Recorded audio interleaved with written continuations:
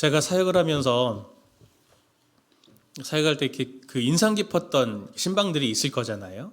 예, 인상 깊었던 신방 중에 두 가지가 있었습니다. 하나는 뭐냐면 교회에 이제 처음 등록하신 성도님을 이렇게 등록 신방하러 간 날이었어요. 근데 그분이 신방을 이렇게 하면서 어떻게 오셨어요? 또 예, 하시는 일은 어떤 일이세요? 뭐 이런 일들을 이렇게 좀 알아가기 위해서 이렇게 여쭙는데 그분이 변호사시더라고요. 변호사. 그래서 이런저런 얘기를 하다가 이분이 딱 뜬금없이 갑자기 그렇게 얘기하는 거예요. 뭐라고 얘기하냐면 저는 기복을 말하는 예수는 믿고 싶지 않습니다. 그렇게 얘기하면서 저는 사실은 다 가진 사람입니다. 그러면서 돈도 있고요. 명예도 있고요. 부족한 게 없는 사람입니다. 저는 기복을 말하는 예수는 믿고 싶지 않아요. 이렇게 얘기를 하는 변호사분을 제가 이렇게 한번 만나면서 굉장히 제가 이렇게 한편으로 좀 도전을 받았고 또 하나의 신방은 어디였냐면 그 신방을 딱 가는데 이렇게 집을 가면은 딱 이렇게 그 들어가는 입구가 있잖아요. 딱 갔는데 철문이 이렇게 딱 있고 벨이 하나 있어요. 아무것도 없이 버튼을 누르면 거기서 누구세요? 어디 오셨어요? 이렇게 물어보고 난 다음에 철문이 교도소 문처럼 열리는 거예요. 이렇게 차라라라 열리면서 들어가는데 정말 고급 빌라거든요. 고급 빌라. 성도님이 이제 순회 신방을 하는 거였는데 이렇게 신방을 쭉 하고 나서 기도 제목이 뭡니까? 물어봤더니 뭐 아들도 변호사고 뭐 딸은 외환 딜러고 막 이러시더라고요. 그러면서 마지막에 그러시구나. 그러면서 이제 기도 제목이 뭡니까? 그랬더니 이분이 뭐라고 하냐면 저한테 저는 기도 제목이 없습니다. 그렇게 말해서 제가 깜짝 놀랐어요. 어떻게 기도 제목이 없을 수가 있지? 정말 어려운 일이 없으십니까? 마음에 어려운 일 없어요? 저는 어려운 게 하나도 없어요. 그냥 목사님이 알아서 기도해 주세요. 저한테 그렇게 얘기해 주셔가지고 제가 진땀을 흘렸던 뭐라고 이분을 위해서 기도를 해야 되나 제가 그 기억이 납니다.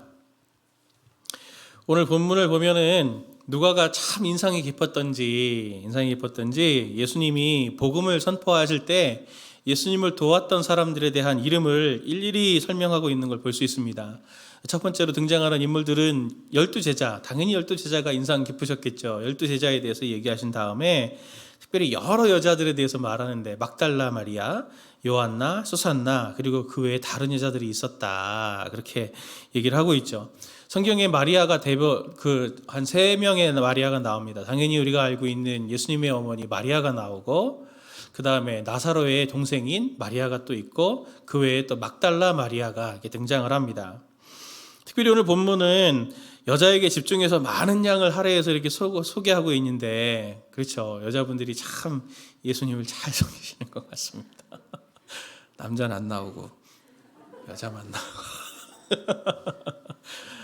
오늘 사실은 7장부터 이렇게 좀 쭉 읽어 내려오다 보면 이 맥락에서 오늘 이 여자들의 이야기가 나오는데 이 여자들이 섬기지 않으셨으면은 예수님은 이렇게 순회하면서 섬기셨잖아요. 그리고 목수의 집안이었기 때문에 그렇게 부하지도 않으셨을 겁니다. 근데 예수님의 이 사역을 이 여자들이 이렇게 도왔기 때문에 사실은 예수님이 이렇게 순회하시면서도 잘 사역을 하실 수가 있었던 거거든요. 오늘 본문에 나타난 여자들의 삶의 면면을 이렇게 살펴보면 은혜의 깊이가 어떻게 우리에게 덧입혀져 가는지에 대한 것들을 저희가 좀 지혜를 얻을 수 있습니다. 오늘 이 여자들의 삶을 통해서 특별히 오늘 이 막달라 마리아로 비춰지는 이 한 여인을 중심으로 해서 한 주간의 중간을 우리가 지금 살아가고 있는 우리 성도님들에게 우리의 삶을 좀 점검해보고 어떻게 하면 우리가 조금 더 하나님의 은혜로 우리의 삶을 이렇게 승리해 나갈 수 있을까라고 하는 지혜를 구하는 시간, 은혜를 구하는 시간 되었으면 좋겠습니다. 은혜의 깊이가 더해져가는 원리가 있는데요. 첫 번째는 무엇이냐면 자신에 대해서 더욱 절망하는 게 필요하다라는 말씀을 먼저 드리고 싶습니다. 성경을 보면 이들은 오늘 등장하는 이 사람들은 예수님께 많은 은혜를 입은 사람들이었죠. 그 중에서 오늘 이렇게 이름이 등장하는 사람들은 이 책을 읽는 누가가 쓴 이 편지를 읽는 사람들은 다 아는 사람들인 겁니다. 그만큼 유명한 사람들이기 때문에 이름을 탁 얘기해도 뭐 저 같은 사람 최정권 목사님이 이렇게 얘기하면 누가 압니까? 이찬수 목사님이 그러면 이찬수 목사님 하면서 모든 사람이 다 알듯이 제 이름 얘기하면 아무도 모르잖아요. 제 이름 치면은 인터넷 치면 미국에 계신 목사님 나오더라고요. 예, 저는 안 나와요. 여기 이렇게 아무 설명 없이 막달라 마리아 다 아는 겁니다. 요한나 사람들은 다 알아요. 굉장히 유명한 사람들이었다는 거죠. 그런데 그 사람들을 설명하는데도 굉장히 자세하게 설명할 때는 중요하기 때문에 그렇게 길게 설명을 합니다. 막달라인이라 하는 마리아, 이 여자는 7 귀신 들렸으나 예수님께 그 악귀가 쫓겨나간 여자다 라고 이렇게 말하는데, 7 귀신 할 때 귀신 7명이 붙어가지고 7 귀신이라는 뜻이 아니고 7이 완전하다라는 뜻이잖아요. 꽉 찼다 이런 뜻이거든요. 그러니 이 여자는 귀신에게 완전히 매여 있어가지고 정말 큰 고통을 당했었던 여자다라고 하는 것을 오늘 본문을 통해서 알 수 있습니다. 이겨내고 싶어도 누가 귀신 들리는 거 좋아했겠습니까? 마가복음 5장 1절부터 6절에 보면은 귀신 들린 거라사 광인 이야기가 나옵니다. 귀신 들린 거라사 광인의 3절부터 5절 말씀 보면은 이렇게 설명을 해요. 그 사람은 무덤 사이에 거하는데 이제는 아무도 그를 쇠사슬로 맬 수 없게 되었으니, 이는 여러 번 고랑과 쇠사슬에 매였어도 쇠사슬을 끊고 고랑을 깨뜨렸음이러라. 그리하여 아무도 그를 제어할 힘이 없는지라. 밤낮 무덤 사이에서나 산에서나 늘 소리 지르며 돌로 자기의 몸을 해치고 있었더라. 이렇게 말씀하고 있습니다. 귀신이 들리니까 이 거라사 광인이 어떻게 됐다고 합니까? 아무도 그를 제어할 수가 없어요. 쇠사슬로 묶어도 다 끊어버립니다. 통제할 수가 없어요. 그래서 그냥 방치하는 게 최선인 상황이 된 거죠. 그런데 이 사람 스스로는 어떻습니까? 늘 산에서나 무덤에서나 소리를 지르면서 돌로 자기 몸을 막 이렇게 상하는, 그거를 한번 생각해 보십시오. 의식이 또렷한데 자기 몸을 막 상하고 있는 이 고통을 다 당해야 되는, 자기 스스로도 통제할 수 없는 이러한 상황이 귀신 들린 상황인 거잖아요. 막달라 마리아가 7 귀신 들렸다 그러면 이 사람의 거의 준하게 정말 너무 수치스럽고 너무 고통스럽고, 그럼에도 불구하고 이 하루하루의 삶을 심지어 속된 말로 죽고 싶어도 죽을 수 없는 그런 삶을, 고통스러운 삶을 계속 이어가는 그런 여자였습니다. 헤롯의 청지기, 구사의 아내 요한나, 수산나, 그리고 다른 여자들이 나오는데, 특별히 이 요한나에 대해서 뭐라고 누가가 설명하고 있습니까? 요한나에 대해서는 이 사람이 헤롯의 청지기다, 이렇게 헤롯의 청지기, 그 집안 사람이라고 말하죠. 헤롯은 우리가 잘 알지 않습니까? 헤롯 안티파스거든요. 분봉왕, 유대 지역의 분봉왕인데, 그 안티파스의 청지기쯤 되면은 주인이 왕이잖아요. 분봉왕이잖아요. 그러니 그 정치력을 어느 정도 자기가 활용할 수 있었습니다. 그리고 또 돈도 분명히 있었을 거예요. 권력도 있고 돈도 있는 사람이 뭐가 아쉬워서 예수님께 왔겠습니까? 그걸 생각해 보면은 돈도 있고 명예도 있고 권력이 있어도 해결 안 되는 부분들이 분명히 있었다는 거죠. 너무 고통스러웠다는 거죠. 그리고 어떻게 보면 귀족 그 공동체에서 머물고 있던 사람들인데, 이 어떻게 보면 유대인의 제일 하층민에 불과한 이 목수에게 찾아와서 도움을 구했다라고 할 때는 정말 고통스러웠던 상황들이 있었겠죠. 어떤 것으로도, 본인이 가지고 있는 그 어떤 것으로도 그 고통의 상황을 탈출할 수 없었습니다. 벗어날 수 없었어요. 앞에 본 우리 막달라 마리아나 오늘 본문의 요한나와 수산나, 이런 사람들의 공통점이 있는데, 그게 뭐냐면 굉장히 삶이 고통스러움이 있었다는 거죠. 스스로가 그것을 벗어나고 싶었지만 벗어날 수 없었어요. 그리고 너무 절망을 깊이 경험한 사람들이었다는 거죠. 저도 이게 신방을 해보면, 특히 이제 주일에 우리 성도님들, 여자 성도님들을 보면은 평소에 보던 분들이 아니시잖아요. 예쁘게 이렇게 꾸미고 입으시고, 화장도 이렇게 몇 겹을 더 하시고 하면서 정말 아름다우신 분들인데, 이렇게 신방을 해보면은 정말 어떻게 할 수가 없어가지고 눈물을 뚝뚝 흘리면서 그 상처들이 하나하나씩 이렇게 올라오면서 기도 제목을 내놓으시는 성도님들의 그런 사연들, 그리고 기도 제목들을 들을 수 있습니다. 내면 깊이 있어서 어떤 것은 남편에게도 아내에게도 또 아이들에게도 이렇게 설명하지 못하는 상처 같은 것들을 이렇게 내놓으시기도 하고요. 또 버거움이 버거워서 정말 지쳐서 그걸 억누르다가 이제 하나님 앞에 그것을 이렇게 마치 이렇게 본물 터지듯이 탁 터뜨리면서 눈물을 쏟는 성도님들을 종종 볼 수 있습니다. 자신의 의지와는 상관없이 정말 열심히들 사시거든요. 그리고 정말 행복하기 위해서, 그리고 가족들을 행복하게 해주기 위해서 온갖 희생과 수고를 다 하시지만 그 고통의 상황, 환경, 긴 터널 같은 그런 아픔들을 어떻게 하지 못해서 눈물을 흘리시는 성도님들이 굉장히 많습니다. 겉모습하고는 완전히 달라요. 차디찬 절망의 현실을 느끼시는 분들도 너무 많습니다. 어쩔 수 없어서 하루하루 살아가시는 분들도 많고, 심지어 그런 분들도 봤어요. 내 딸만 결혼을 해봐라. 내가 이 사람하고 이혼하고 만다. 딸만 결혼해라. 아들만 결혼해라. 그날만 내가 손꼽아 기다린다. 하시는 분들도 있으시더라고요.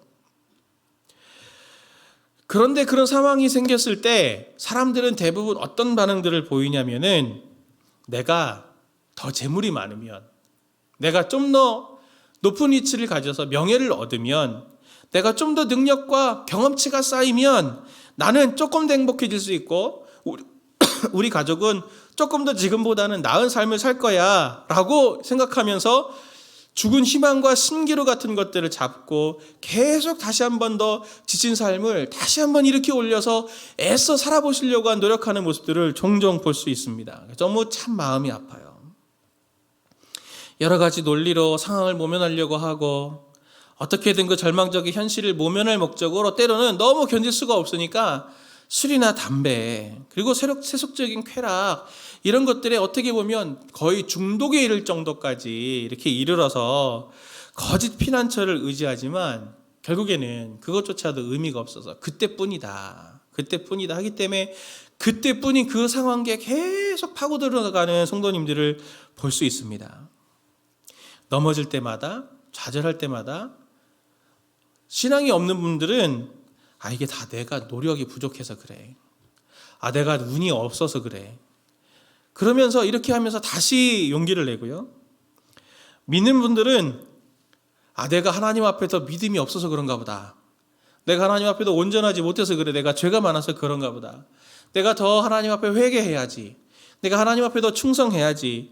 내가 더 믿음이 부족하니 더 성경을 배우고 더 기도하고 해서 내 믿음을 자꾸 쌓아나가야지 라고 이렇게 말하면서 자신의 성격적인, 감정적인, 인격적인 결함, 연약함, 죄성 이런 것들로 넘어질 때마다 자신에게 자꾸 한탄하고 죄책감을 가지면서 후회하고 다시 내가 이렇게 하지 않으리라 하면서 다시 일어나서 가지만 어떻게 됩니까? 비슷한 상황에 놓이면 또 넘어지고 또 유혹받고 또 실패하는 자기 자신의 모습을 보면서 너무 괴로워들 하고 있는 모습들을 볼 수 있습니다. 성도님들도 그럴 때 있으시잖아요. 그렇죠? 예. 성도님이 어디 아프시다가 한번 생각해 보세요. 예. 어디 팔이 이렇게 여기가 아픈데 아프면은 병원에 가시지 않습니까? 병원에 가서 치료를 받습니다. 예. 치료를 계속 받는데 치료받아도 안 나아요. 그러면 어떻게 하세요? 성도님들은 다른 병원에 가죠. 다른 병원을 갑니다. 이 병원에 이 진단이 뭐가 잘못된 것은 아닐까? 이 치료가 뭔가 잘못된 거 아닐까? 그러면서 다른 병원 가서 다른 의사에게 진단을 받아보기도 하고 다른 치료를 받습니다. 뭔가 문제가 있는 거죠. 안 나오면 문제가 있는 거 아니에요. 성도님들이 열심히 해보고 노력을 해보고 하는데도 전혀 개선이 되지 않는다. 영적으로. 그럼 어떻게 해야 됩니까? 진단 내린 게 뭔가 문제가 있는 거 아니에요. 처방에 뭐가 문제가 있는 거 아닐까? 라는 생각을 해보셔야 되는 게 당연한 거 아닙니까? 그런데 자꾸 안 되는 방법을 자꾸 열심을 내고 더 노력을 하고 더 노력을 하면 할수록 어떻게 되냐면 절망만 더 깊어져 가는 거거든요. 성도님들이 열심을 내는데 하나도 효과가 없다. 성도님들이 더 열심을 내는데 아무런 의미가 없고 계속 똑같다 하면 그것이 뭘 보여줍니까? 내가 노력하고 있는 그것이 아무런 힘이 없구나, 의미가 없구나라고 하는 것을 증명할 뿐인 거죠.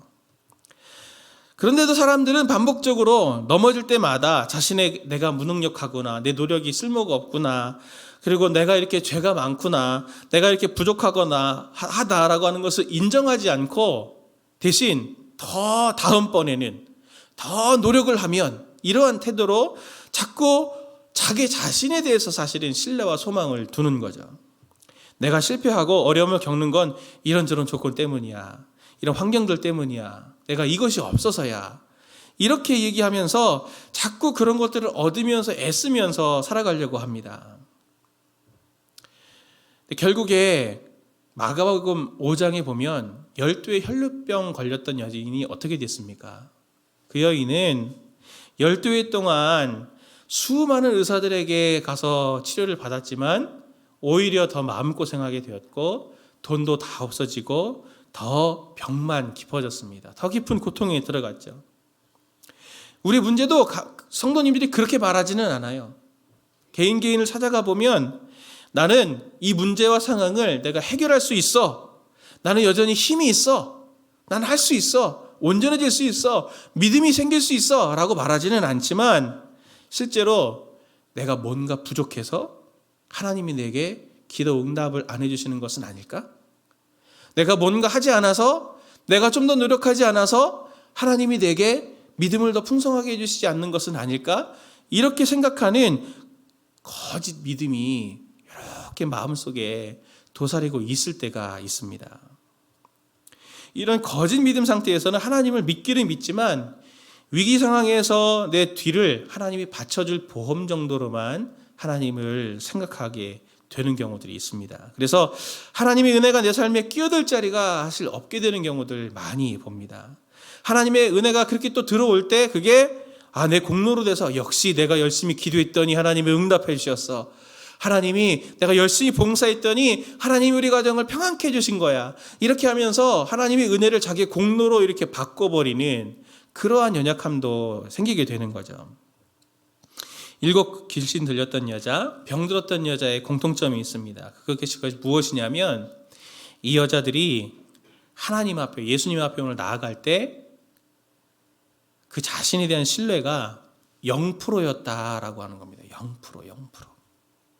오늘 본문의 바로 앞을 보면 예수님께서 한 바리새인의 집에 들어가서 식사하시는 장면이 나옵니다. 바리새인과 식사하시는데 막달라 마리아가 이제 예수님께 와서 예수님의 발 앞에 눈물을 흘리면서 자기 머리털로 예수님의 발을 씻고, 그리고 옥합을 가지고 와서 그 옥합을 깨서 예수님의 발에 붓고 발에 입을 맞추는 장면이 나옵니다.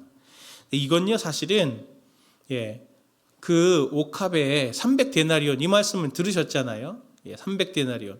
하루의 일당이 한 데나리온이거든요. 그게 300일치니까 1년치 연봉을 깨가지고 부은 거지만, 발에 입을 맞추는 것은, 머리털로 수건 삼아서 발을 씻는 것은 노예도 하지 않는 겁니다. 이건 노예도 하지 않는 거예요. 노예도 하지 않는 것이고, 이건 명예를 다 내려놓고 자존심 내려놓고 권세 소유 다 버리는 모습을 보일 수 있는 거죠. 우리는 우리 내면과 삶을 좀 세밀하게 살필 수 있는 지혜와 영적인 눈을 달라고 하나님 앞에 기도해야 됩니다.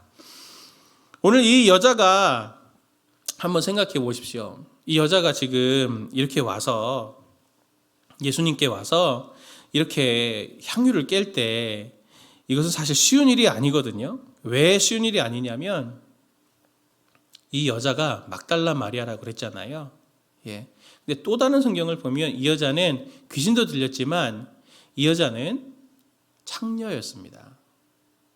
이 여자는 창녀였어요. 이 여자가 이것을 왜 창녀가 되는지 아십니까? 창녀가 되길 원하는 사람은 아무도 없어요. 여자들 중에서도 창녀가 되고 싶은 사람은 아무도 없었겠죠. 근데 왜 유대 당시에 창녀가 생겼냐면은 경제 생활의 중심이 남편입니다. 남자 중심이에요. 이 남자가 일찍 죽으면 여자는 할 수 있는 게 없습니다. 생업을 위해서 할 수 있는 게 없어요. 그러니 생계를 위해서 생계형 창녀가 되는 거예요. 그런 여자가 300데나리온을 깬다? 이 나드라고 하는 향유는 그 당시에도 어떻게도 쓰였냐면, 워낙 고가니까 성도님들도 결혼할 때 폐물 받으셨죠? 폐물. 누가 줍니까? 남자가 줍니다. 어떤 분은 금도 받으시고 어떤 분들은 다이아도 받으시고 그렇게 하잖아요. 결혼 지참금을 여자에게 주거든요. 남자 집안이. 그 당시에도 그랬어요. 그 결혼 지참금으로 종종 주던 것이 이 나드였습니다. 굉장히 비싼 거였기 때문에.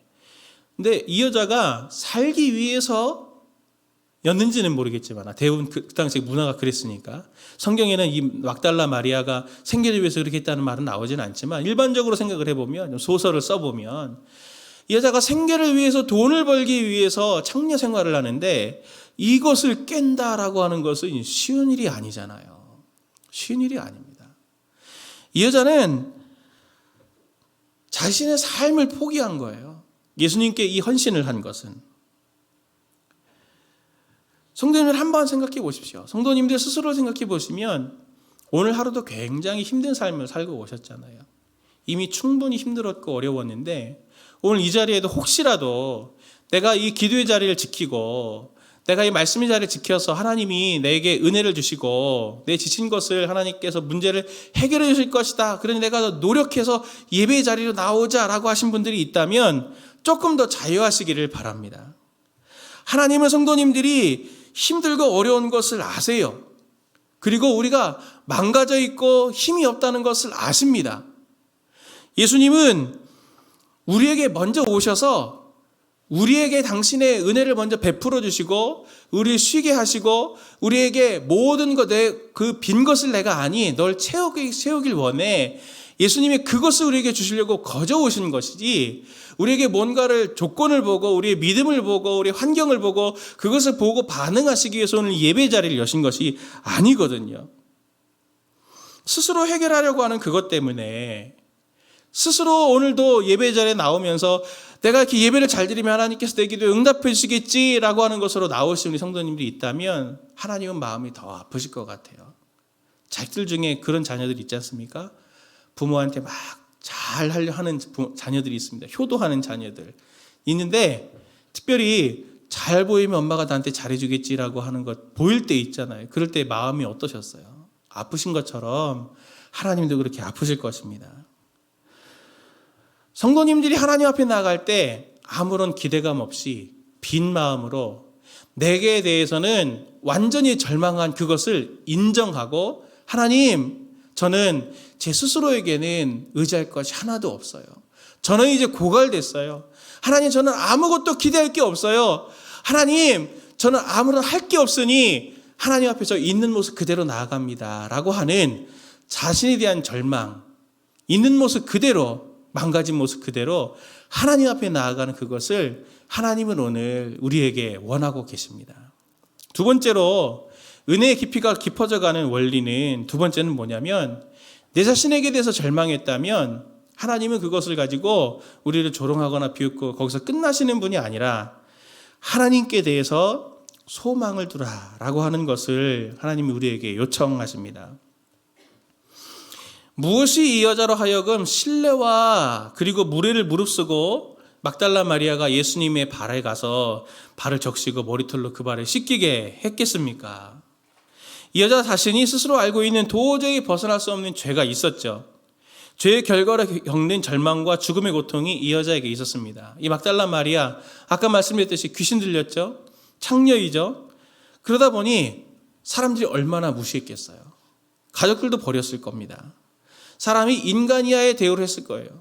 바리새인이 속으로 이 여자가 그렇게 하는 걸 보고 예수님을 속으로 이렇게 비웃어요. 7장을 보면 이 여자가 이 사람이 선지자였으면 이 죄인이 어떤 사람인 것을 알았을 텐데 그래서 저렇게 못하게 했을 텐데 라고 속으로 조롱할 만큼 이 여자는 아주 유명한 사람이었습니다.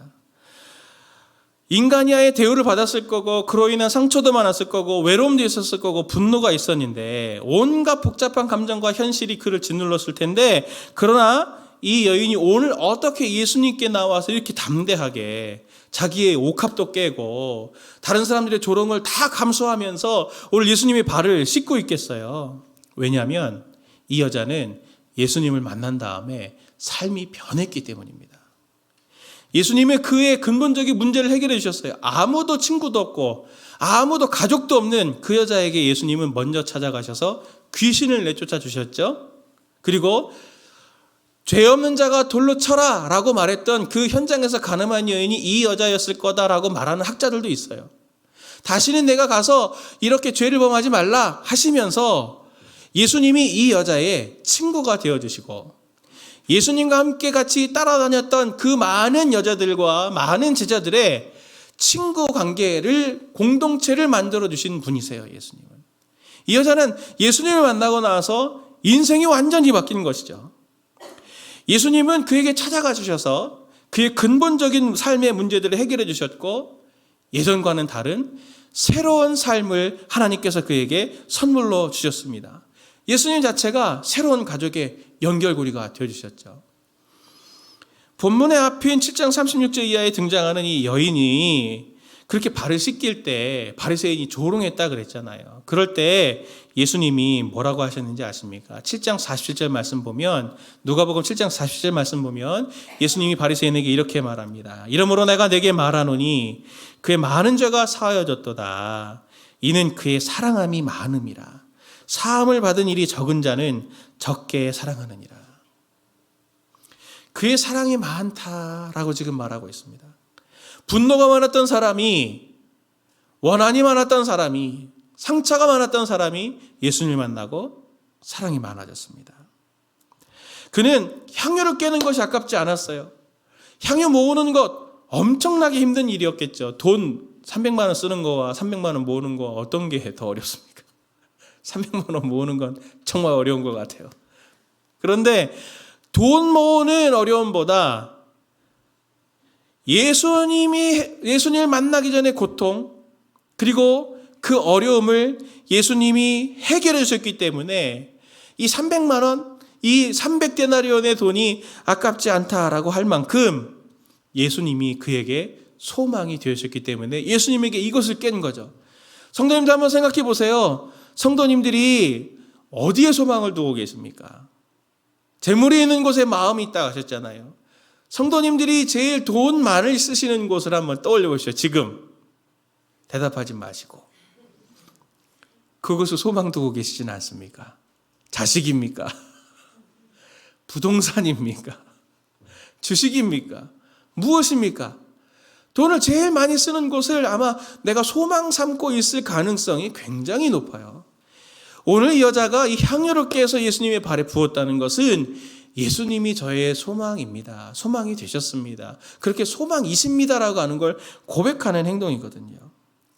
소망 없고 절망 가운데서 주저앉아 있을 때, 그것을 벗어날 힘이 없을 때 예수님이 그에게 찾아오셔서 그의 모든 것을 회복시켜 가셨습니다. 오늘 예수님이 그의 죄가 사여졌다라고 말할 때 사였다라는 뜻은 던져버렸다는 뜻입니다. 이렇게 확 멀리 던져버리는. 오늘 우리에게 무엇을 성도님들이 매달려서 여전히 억눌려 살고 계십니까? 무엇이 이렇게 성도님들의 발목을 붙들고 있습니까? 그것이 정말 사해지기를 바라는데 그것이 사해지려면 성도님들이 그것을 사해지기 위해서 뭔가 노력해야 될 것이 아니고 오늘 성도님들을 찾아오신 성도님들의 소망이 되시는 성도님들의 그 문제의 근원을 해결해 주실 예수님을 잘 붙드시는 게 성도님들이 오늘 이 저녁에 하셔야 될 것입니다. 우리는 고통스러운 이 문제를 가지고 오늘 예수님께 던져버리세요. 십자가 앞에 던져버리세요. 자녀가 속을 새깁니까? 물질이 없어서 속을 새깁니까? 하나님께 던져버리세요. 저 그런 경험 많이 있습니다. 저도. 제가 공부할 때 정말 가난했거든요. 학교 돈이 없어서 학교가 한번 잘리기도 해가지고 했는데 제 선배가 장난을 치는 건데 자랑을 하는 거였어요. 무슨 자랑을 했냐면 정건아 그러면서 저한테 뭐라고 그랬냐면 어떤 권사님이 나한테 이번에 등록금을 이렇게 또 대주셨다? 그러면서 막 자랑을 하시는 거예요.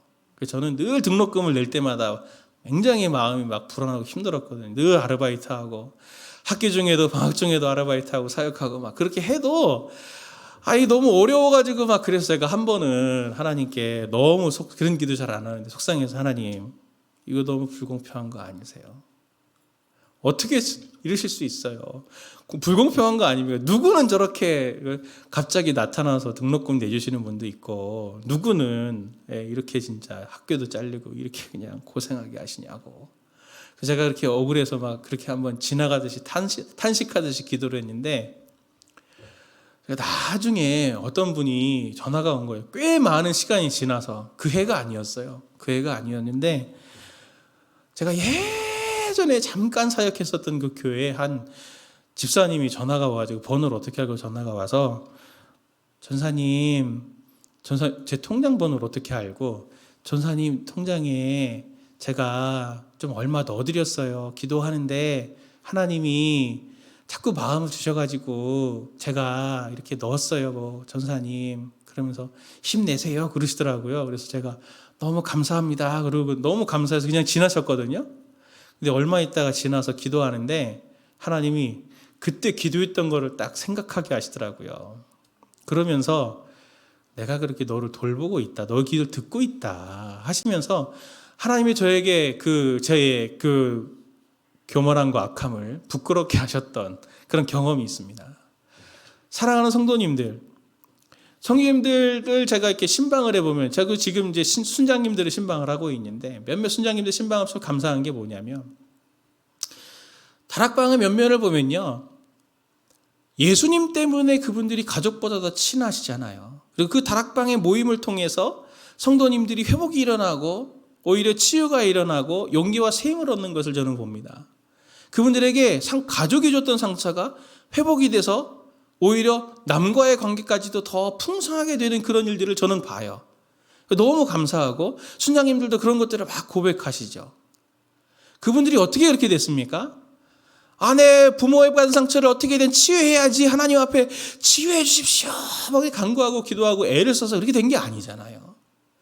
다락방 모임을 통해서 성령님을 만나고 하나님의 손길을 만나고 하나님을 만났을 때 자연스럽게 그것이 회복이 일어나게 된 것이죠. 성도님들이 오늘 하나님 앞에서 우리가 기도해야 될 지점은, 성도님들이 가지고 계신 문제를 하나님 앞에 던져버리십시오. 십자가 앞에 자꾸 던지세요. 하나님이 들으십니다. 때가 되면 반드시 응답하시고 그 문제를 가장 근원에서부터 해결하셔서 자유하게 하십니다. 오늘 그 은혜가 이 자리에 있었으면 좋겠습니다. 이제 남은 주일까지도 며칠 더 사셔야 될 텐데 얼마나 무거우시겠어요, 삶의 무게가. 오늘 무거운 문제가 있으면 기도의 자리에서 그것을 하나님 앞에, 십자가 앞에 내려놓는, 하나님을 만나시는 이 저녁 되시기를 예수님의 이름으로 축원드리고 꼭 기도하고 가십시오.